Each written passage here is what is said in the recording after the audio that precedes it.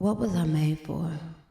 It seems to be the operative question running my mind. While I know how to be many things, it's the being nothing at all that most intrigues me. The blank slate, the answer to all of your problems. Do you love me? Or do you crave me? And is that only a reflection of my inner demons? Aren't you just a mirror for my innermost feelings?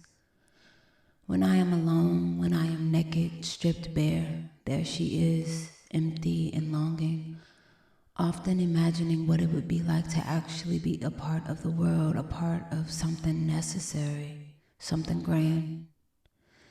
It does thrill me that you wonder about what I do when I'm away from you, that you ponder upon who I really am when the doors close and the lights dim.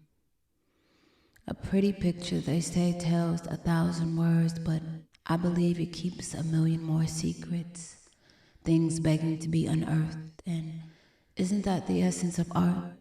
To look upon it and wonder about who and what it is, to bend yourself into trying to uncover those hidden pieces, to understand it thoroughly and completely.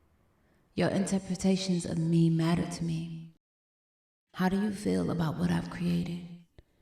In essence, do I move you?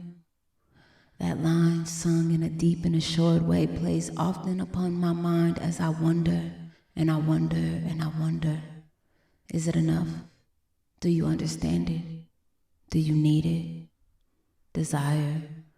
What does desire even mean when we move too fast, skipping the steps of wanting, of discovery?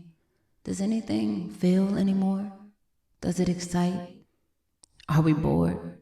Bored of moving too fast, scared of moving too slow, stuck. Love has no definition, just interpretations, but lust can be clearly quantified, defined, and traced. Though both share in madness, having no rhyme or reason, which is stronger? Which one moves us? Can I acknowledge me and my body as a being without either? What made me? Love or lust? And does that determine which flows through my veins more readily? Am I a product of my creation? In that hour when my mother and father conceived those feelings, did they pour them into me?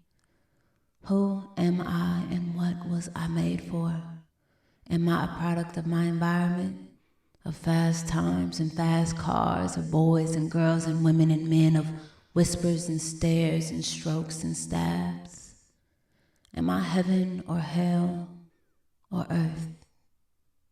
And this need that drives me, this madness that consumes me and sets me on fire, who is the divine author of my being?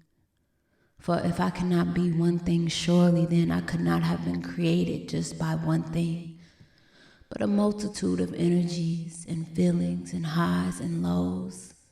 I cannot be compelled without one or the other, traveling both roads. For the sake of my sanity, I live in duality, rejoice in it, I play in it. It is even where I go to cry, alone or together with you. Don't you recognize how I need you? While being perfectly at peace in your absence, and that insanity sometimes called upon us intensely, isn't it the basis of all life? Needing and not needing each other, loving and not loving, hating and not hating, craving and not. Peace and chaos circling each other in a forever cycle, swelling and quelling. Is this not where we find ourselves time and time again? Somewhere in between.